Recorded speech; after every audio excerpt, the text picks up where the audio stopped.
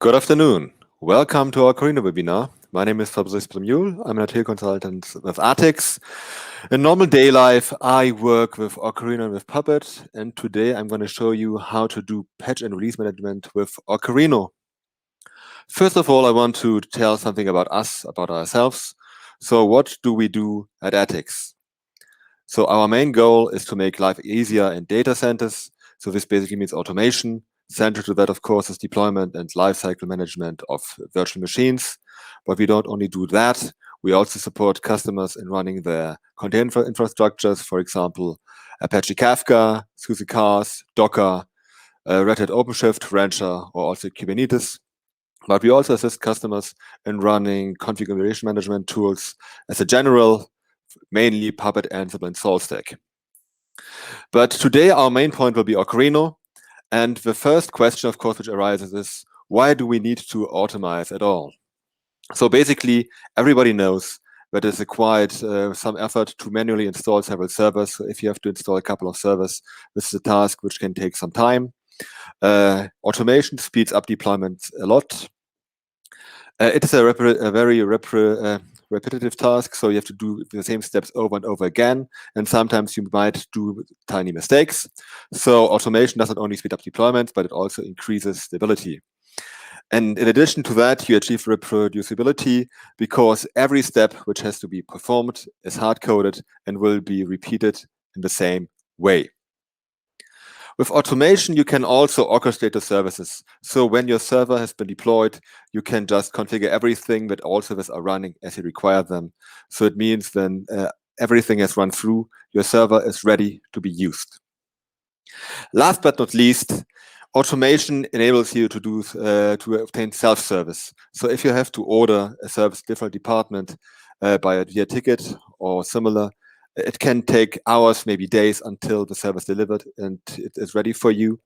With automation, you can do everything by yourself. So in general, it's just a question of a couple of minutes until your server is available. So we in Artix support the deployment of all Linux enterprise operating system, including Debian and Ubuntu, but also the deployment of Windows servers. We have a consultant department which basically installs Ocarina at customers which ordered them. We have an engineering department which develops Ocarina, so we develop new features. We include bug fixes, backport bug fixes from upstream. We have a support department, so as an enterprise solution, we have also a support department, as I said. So the basic support is just ticket-based, so if there's a problem, the support will have a look at it and fix it for you. The more sophisticated ones even go to that the support can take over the complete running of Ocarina infrastructure. So with Ocarina, we support also config management, the same as I mentioned before, Puppet, Ansible, and SaltStack. We are able to deploy virtual machines on several hypervisors, mainly VMware, KVM, Proxmox, but also other ones. Cloud deployment is supported using Microsoft Azure, Amazon Web Services, and the Google platform. So the basic idea of Ocarina is to map the complete lifecycle of a server. This starts with deployment, continues with configuration management, and also includes release management. So let's start with deployment of our server. There are several ways to deploy a server. The most basic one is the so-called image-based deployment. In cloud-based infrastructure, it's the only possible way. In this case, we have a template from which a new virtual machine is cloned. Then we need to connect to our cloned VM, either via user data template, this is a cloud-based approach, or via finished template. In this case, we connect via SSH. Then the commands and the templates are run, and in the end, we get a new host with operating system and base configuration. If we want to deploy a completely new machine, this might be a virtual machine or also a bare metal machine, there are two ways. The first approach is a network-based approach, which works if we have a DHCP. Then the server comes online, gets the network information by the DHCP. If we don't have a DHCP, we still can deploy with static IP addresses. In this case, we need to apply the bootdisk plugin. So we attach a bootdisk ISO to our server. the server boots from its ISO file, which contains the network information which is necessary, and then the server comes online. Once the server is online, the provisioning templates are run. In case of Red Hat servers, this is a Kickstart template. In case of Debian Ubuntu, it's a pre-seed. And in case of SUSE, it's an auto-yast template. And once all the commands have run through, we again have a new host of operating system and base configuration. In case with a bare metal machine, there's a third approach we can make use of. This is using the so-called discovery plugin. So if we have several bare metal machines in our data centers, it would be quite nasty if we have to go to our data center, switch on one host, go back to the office, and then configure it with Ocarina.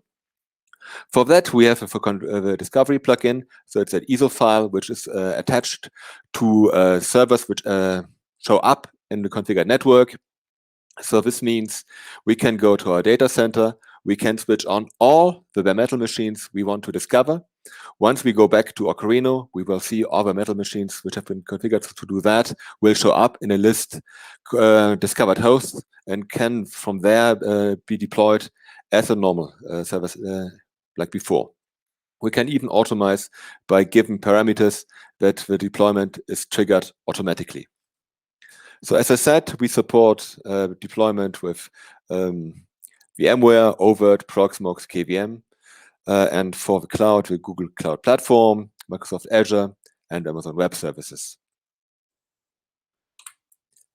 The next step we are looking now at is release management. This is one of the central issues of today.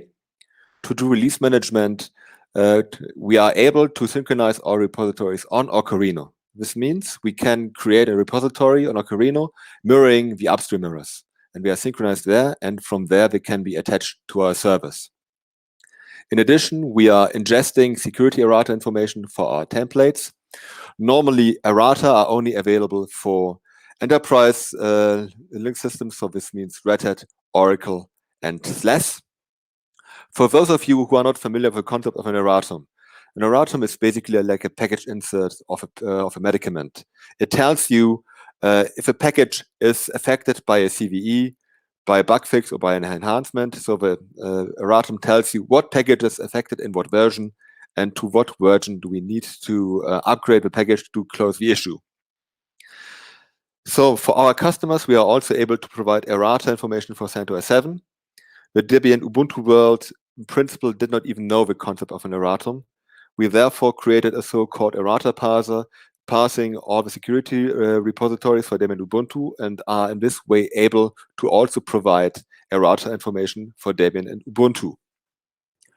So as I said, we could now basically also directly attach the synchronized repositories on Ocarina. The thing is, if I deploy today a server, and in a month, in a week, or in a year from now, I need the same server with exactly the same package as today. I need to have some sort of version control. This can be done with the content views. Content views represent frozen package states. So I can create now a content view, and I can assign certain repositories. Once I've done that, I can click on Publish Content View. And once I've done that, a new version will be published. And all the package states which have been published today are frozen to the state of now. So if I attach this content view to a server, and 1 year from now, the server will obtain exactly the package versions which have been frozen today. Once we have done release management, we can do now our configuration. The first configuration has already been run through when the server has been deployed by running the commands which are the templates. When the server comes online, we can now apply our config management tools. As I said, we support 3 tools which follow slightly different philosophies. The first one is Ansible. Ansible is uses more an approach of fire and forget. So in general, after 5 minutes after the server comes online, the configuration which is configured via Ansible will be pushed to our servers, and our servers will be configured. Puppet follows a slightly different approach. Puppet follows the approach of a server client system. This means there is a Puppet master where all the configurations of our clients are stored. And on the clients which have been configured, there is a Puppet agent running, which in regular distances asks at the master what the configuration is. So this means basically every half hour, it checks the configuration. If the configuration on our client is correct, Puppet is happy and does nothing. In case it differs, it will be corrected and changed until it matches the configuration which has been stored on our Puppet master. So the default setup is that Ocarina is a Puppet master, but this is not necessary. We can also use an external Puppet master and just tell Ocarina or tell the Puppet master to forward the report to Ocarina. The third approach is SaltStack. This is a sort of a hybrid between Ansible and Puppet. It can be used in the same way as Ansible, pushing the configuration via SSH, but it also can be used as a client server system, running a salt master, and on the client running the salt minion. With our configuration management tools, we can also configure OpenSCAP. So OpenSCAP is a tool where we can define policies for our servers and check if they follow this policy or if they're incompliant. Then in regular distance, we get OpenSCAP reports telling if it's incompliant or not. And if there are incompliances, it tells us what exactly is wrong and has to be fixed to make our server compliant again. The last approach we have here are so-called job templates, which can be pushed to our servers either via remote execution, this means SSH, or via Ansible. So we can store completely scripts on Ocarina and just push them to be applied on our managed hosts. And then everything will be configured. So now we can have a look at the whole complete package Ocarina that we are providing. So let's have a look where Ocarina comes from. Originally, it is based on an open source project called the Foreman, using the Cartello plugin to do the content management. We support the usage of Ansible, SaltStack, and Puppet. As I said, we develop Ocarina ourselves, so we take the Foreman, we apply bug fixes, we develop new plugins. For example, we developed the snapshot plugin for Proxmox and for VMware, where snapshots can be taken directly in Ocarina. We also developed the SCC Manager plugin, which allows to synchronize SLES repository as well if you have a SUSE account. So we provide errata information for CentOS 7, for Ubuntu, and for Debian, which are not in general available. With Ocarina also, we provide, of course, the templates and the clients which are necessary to deploy our servers and to register the servers to Ocarina itself. Mainly, we also developed the subscription managers for Oracle and for SUSE Linux, as well as for Debian and for Ubuntu. As I said, we also offer support, starting with ticket-based problems, which are solved then by the support. We can take also over the complete running of the infrastructure. And last but not least, we have a consulting department, which basically also installs Ocarina for our customers. It's always good to have a consultant around when Ocarina is installed, because there is a huge amount of plugins, for example, available. And it's good to have someone who is aware of all plugins which are available to tell which ones are useful and should be applied and which ones are not as applicable in the use case. So from the consulting, we also provide a training. So every customer who orders Ocarina can also order a training. So we teach the administrators how to use Ocarina properly and to get the best possible user experience. So this whole package then defines Ocarina as a whole. And if you want to have a look at what Ocarina is able to do already right now, here there are two links, online links, which you can have a look. There's a documentation at https://docs.ocarina, and information and registration for demos you can have directly at https://ocarina.com. In case you have some questions, you can just ask a question in the chat. In the meanwhile, I will continue with the live demonstration of how to do patch and release management with Ocarina. So I will share the screen now. So now what you can see here is our Ocarina demo system. You can see now all the servers which are running right now. You see we support a lot of different Linux systems, starting with Alma Linux, CentOS, Debian, Oracle Linux, SLES, Ubuntu, and also Windows service. So let me show you how to quickly deploy just one server. As I said, you can deploy a server just with 3 clicks. So I will just demonstrate that before I go into more detail. So we click here on Create Host. When we can name the host, let's call it Webinar CentOS 7. We pick our host group, so we want to have a CentOS, so we just do CentOS 7. Now all the configuration will be pre-filled. I will explain in more detail a bit later what this all means. I click on Submit, and our host is going to be built. We can now have a short look what happens on the host itself.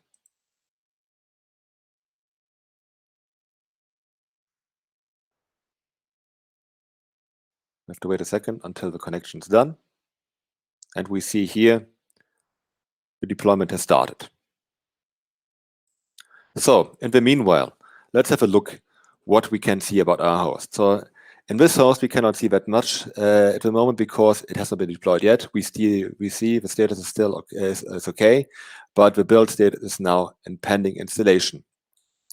Let's have a look at a different server which already has been provided to show you what we can see right when the host is online.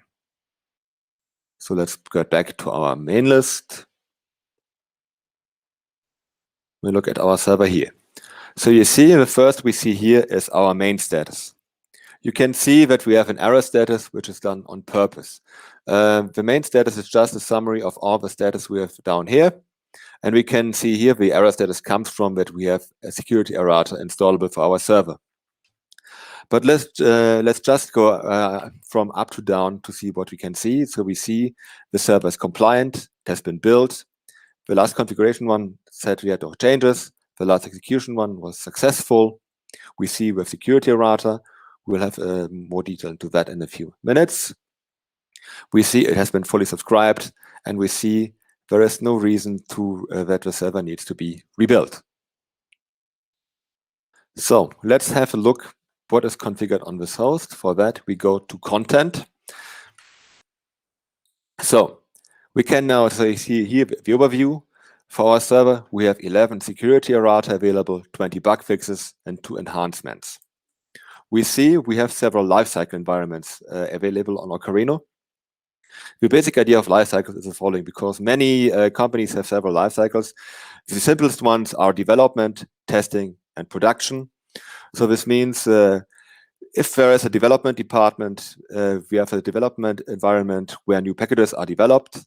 When the developer then say, everything is okay, we have developed, they can be tested now, we can just take a content view version which is assigned to development and promote this one to testing. Then the complete content view, all the packages will be shifted as a whole to the test service. In this way, we avoid issues by dependency errors and so on, because the complete environment will be shifted as a whole. The same thing applies to production. So if all the tests are done and things are stable to be rolled out on production, we can just promote the content views to production, and then production servers would obtain the content view which is assigned to production. We will also see that a bit later. So we see now, this is here a test server. We see the subscriptions which have been applied. So this server obtains CentOS 7 repositories, the CentOS client, which is necessary to communicate with Ocarina, Puppet, SaltStack, and EPL. So let's now have a look at our errata information. So we see here, these are all the errata which are open for our service. We can have a look at the, let's not pick it kernel update. Let's look at this one, the OpenVM tools enhancement. So we can now, here we see the date when the issue has been published. We can have here a look. We have a short description. Okay, this is very short. Other descriptions are a bit longer. We see here what versions of packages need to be upgraded so that the issue is being closed. So in order to apply this errata, we refresh the site to get the proper view again.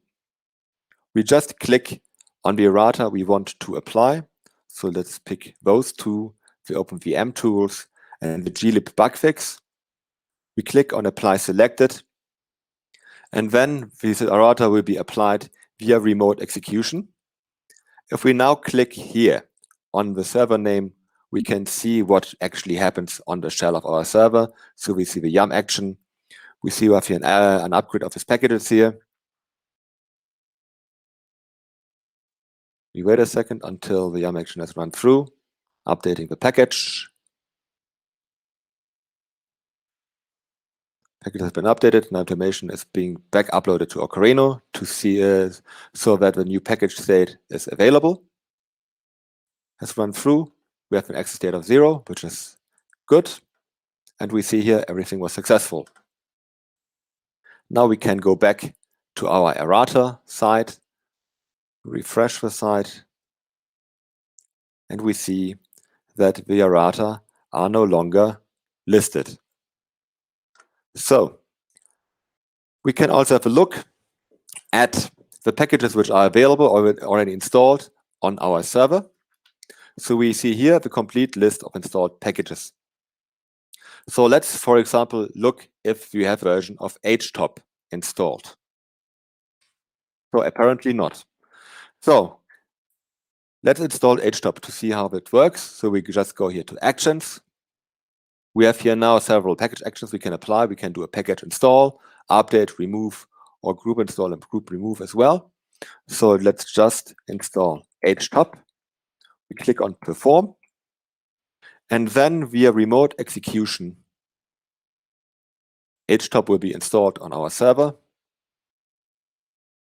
So again, we can have a look on the yum action. Installation has run through.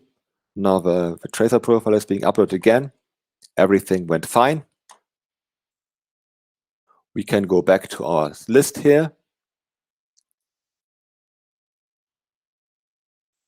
We look at, wait, here it was, of installed packages. We look for htop, and we see now htop is being listed. In addition, now we can look at applicable. Applicable shows us the list of all packages where a newer version is available. So we can just have a look here. These are all the packages which can be upgraded. We can just click on upgrade all packages to just run a general update for all packages. We just can pick one, for example, and upgrade it also via remote execution as well. So now let's have a look at our content. As I managed, we are synchronizing all the different packages. So where do the servers we attached to Ocarina obtain their packages from? So if we look here at content, so we see that was successful. We have here, first of all, products.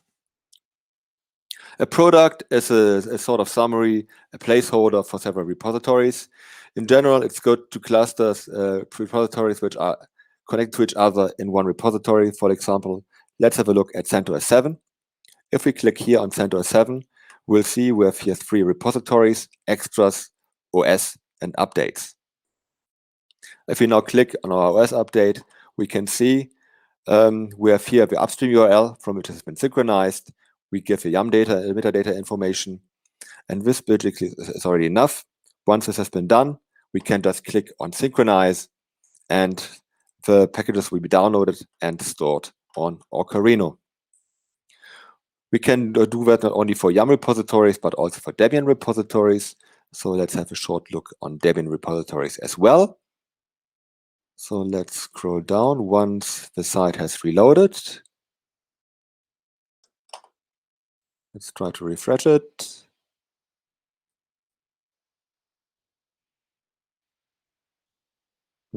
Okay, there it is. Let's look at Debian 11. So we see here, we have, for example, our bullseye main. This is the Debian 11 main repository.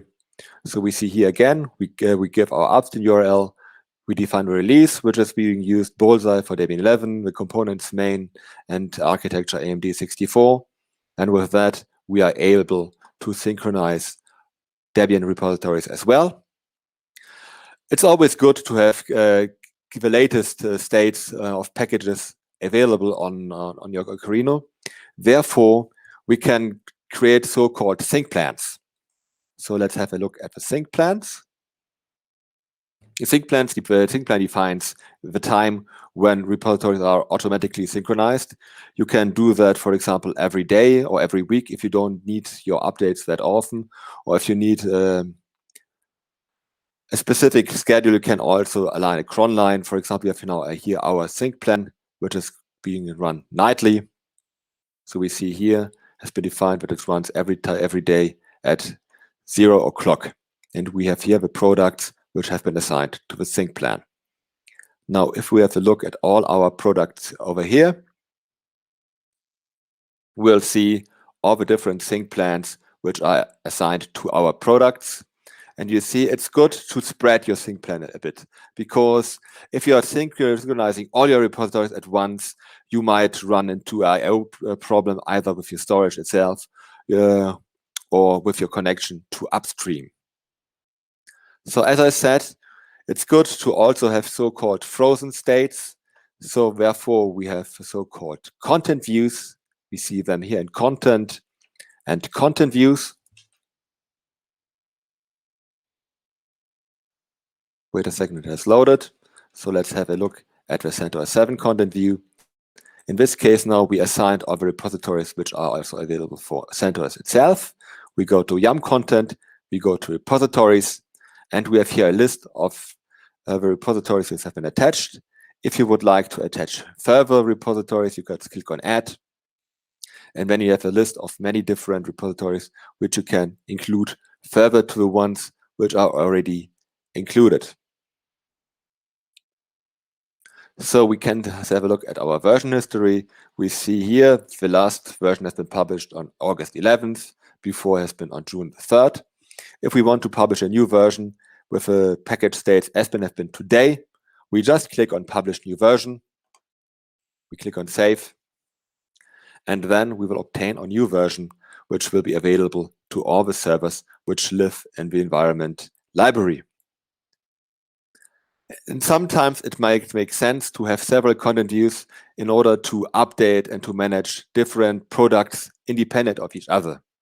For example, if you want to update your Puppet environment and your operating system independent of each other, you would create, for example, as we have it here, a CentOS 7 product and a Puppet for Enterprise Linux 7 product separately.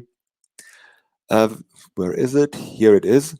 So if we click here, you see in this way, we only have attached one repository. The slight problem with that is that we only can attach one content view at once to our servers. So if we want to attach several content views at once to our servers, we will have to create a so-called composite content view. So let's have a look at our composite content view. In this case, the composite CentOS 7.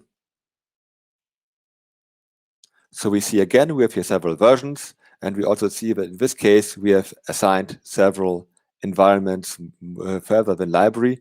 I will explain it to you in about 1 minute, what this exactly means. So now we can see what content views have been attached here. So we see the composite content view contains CentOS 7 itself, the Ocarina client, EPL, Puppet, as I mentioned before, and SaltStack as well. And here we can define which version of this content view is to be used. We can configure it that it always uses the latest version, but if we want to have, for some reason, a slightly older version, we can also pick another one. So as I said, we have now here different environments. It's important to define the environment for the content views which are to be applied to our servers. In our case, we are only applying composite content views to our servers. Therefore, the simple ones do not need to be assigned to certain life cycles.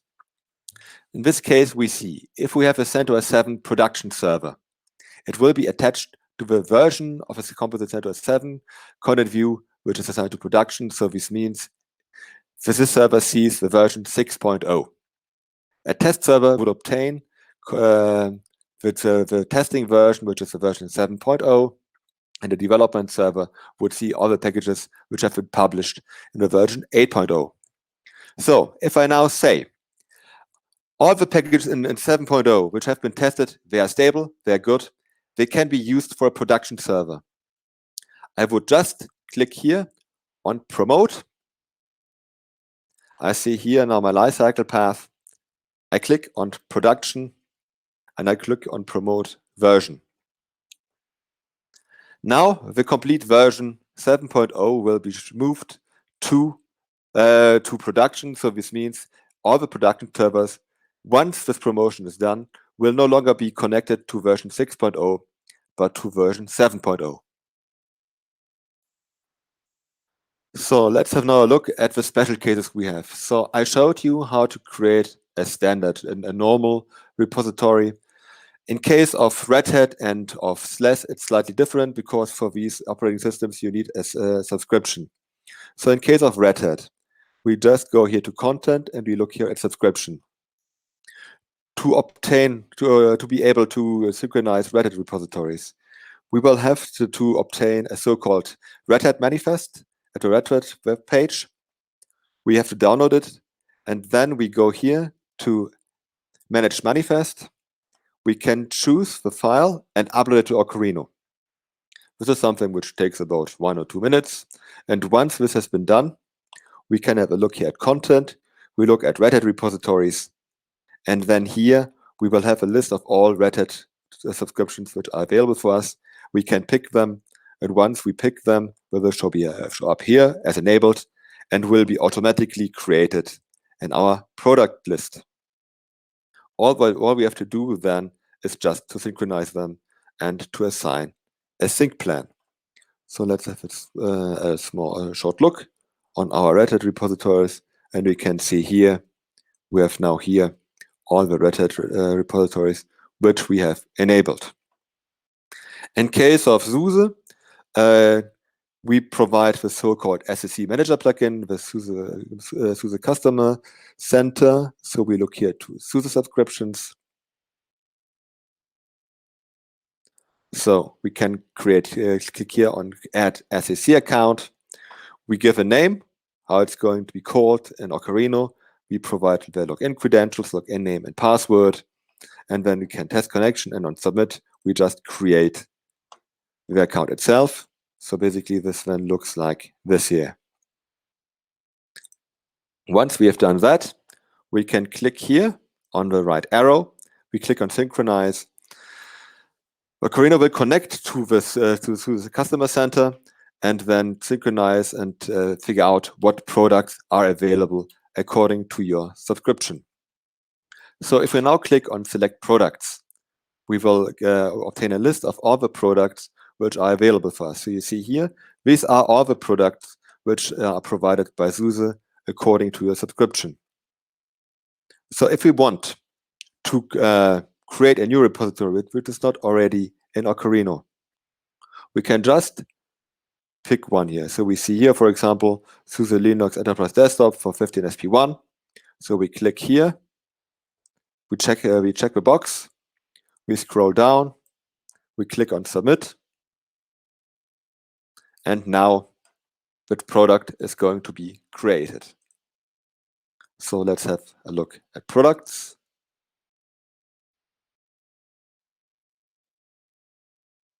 So if we scroll down now, probably is on the second side, we see here our product has been created and all the repositories are available but haven't been synced yet. To show you how to sync it manually, it's quite easy. You just click the ones you want to synchronize, you click on Sync Now, and now the synchronization is being started. So I showed you how to apply errata for servers where the packets already are available in your lifecycle itself. Sometimes there are errata where the fix is not available in the lifecycle the server lives in, but only in a newer version one.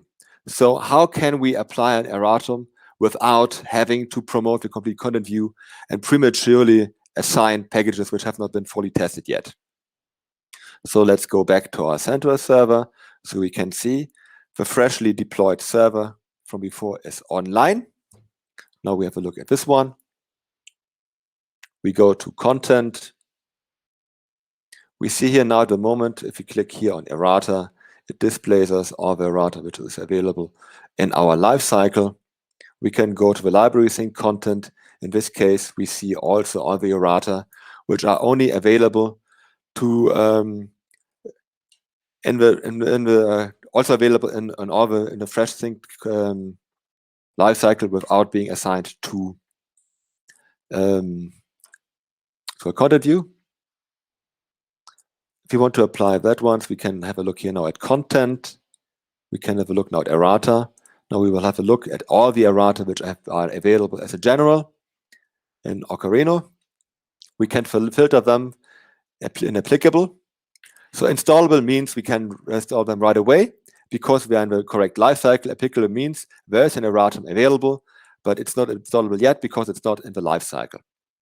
So let's just filter for a CentOS repository. So let's look at OS. So we will see applicable errata for CentOS, but not installable. Unfortunately, it went back again. Okay, never mind. Let's just pick. Okay, it's making fun of me now, but no problem. Now it already did. But unfortunately, we don't have the non-installable errata for this one. So let's just take this last because it was already working. So let's look at applicable but not installable. So we pick this erratum. Here's the solution.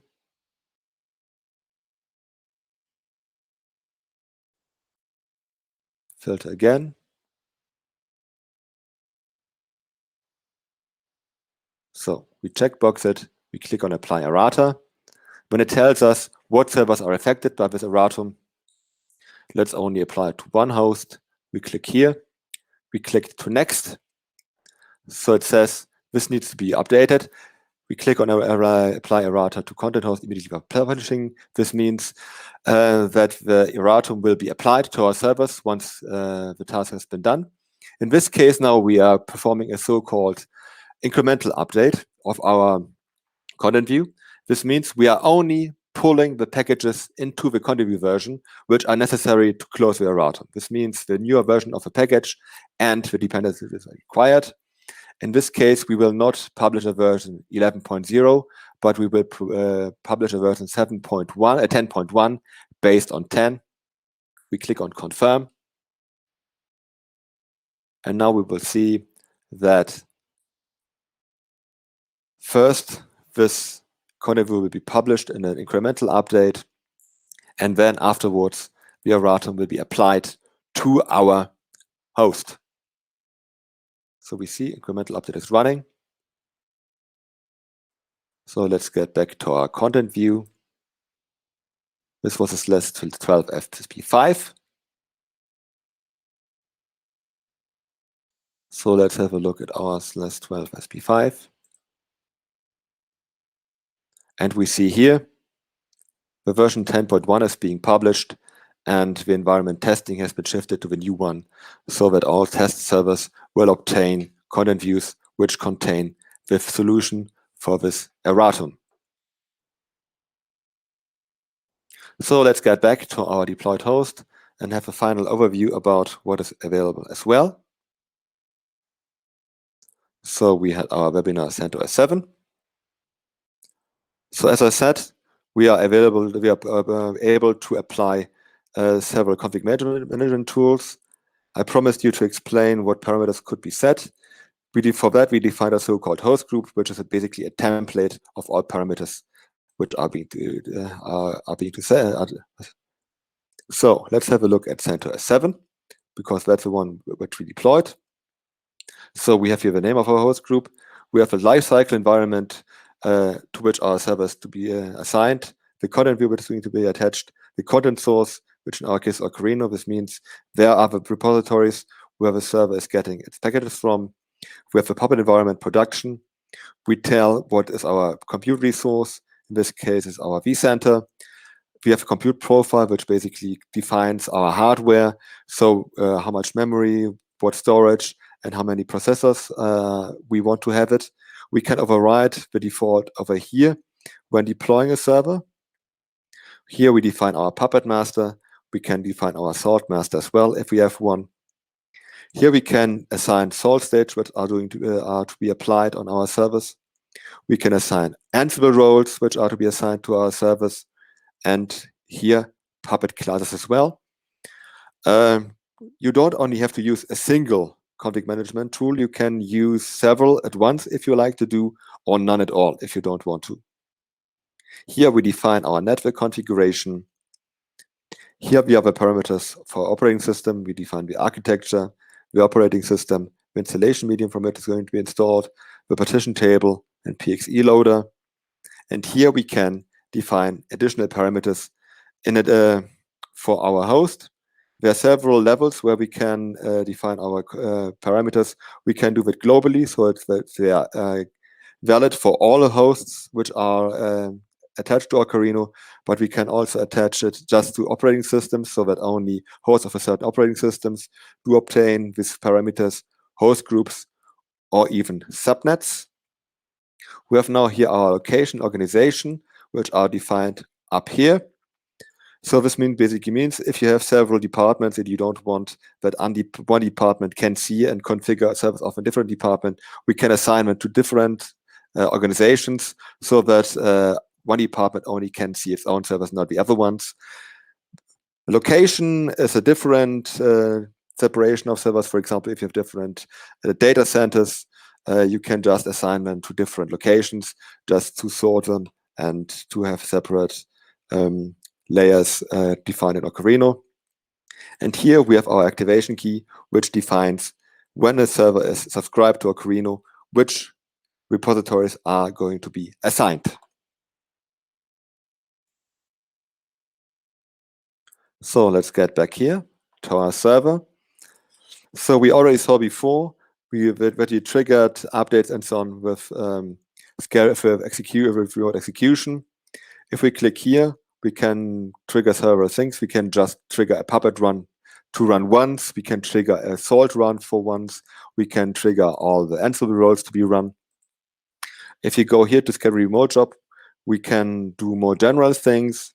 For example, with commands, we can just type any command and send everything we want to our server. For example, let's just send an uptime.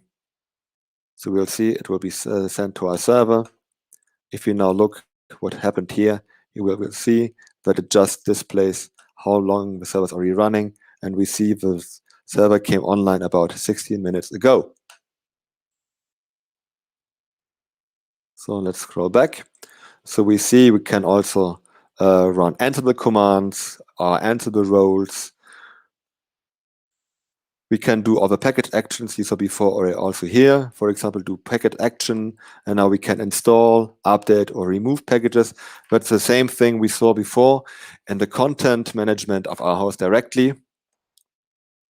If we want to do the same job simultaneously on many servers, we don't have to do it one by one. So let's get back to our complete overview. Now we can pick several servers, possibly all the servers. Let's pick the CentOS 8, and the Debian host. We click here on select action. So we have here several actions we can do. So we wanted to do a schedule remote job. We can do that again. We go here. We run an uptime again. Demonstration issues. And now we see that this command will be run simultaneously on all the 3 servers. So if I click here, we'll see the uptime of every different server. So we can just run bulk actions for any sort of remote execution we want to apply to our servers. So last but not least, let's have now a last look to our config management tools. As I said, so we provide reports for everything that's run when it has been configured. So let's get back to our webinar backup because it has been run a bit more, so we have more reports already. So we see what we have applied here triggered a reboot, so it tells us that we installed a package which requires us to reboot the server. So now we could just go to here to schedule remote job. We go here to power, and we click on submit. We wait a second until it has been confirmed. And once it has been confirmed, in a minute from now, the server will reboot.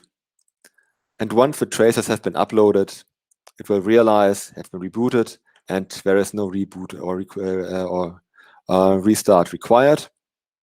If I now have a look at the reports here, we can see all the reports which have been sent to Ocarina. So we see in our case that we ran all the 3 different tools. So we see here all our Puppet reports. So we see here in the first Puppet run was interrupted by the reboot. So the second Puppet run completed the configuration. So we have 6 changes applied, which can be seen here. Here we have our Ansible run, which has been automatically triggered about 5 minutes after the server came online. And here we have our salt report, which applied the salt state once and is going to be repeated about every hour. So basically, I'm pretty much at the end of our demonstration. So in case you have any questions, don't bother, just type them in the chat. Otherwise, thank you for participating. And I will just wait about a minute to see if there are questions arising. And afterwards, I would just wish you a good afternoon.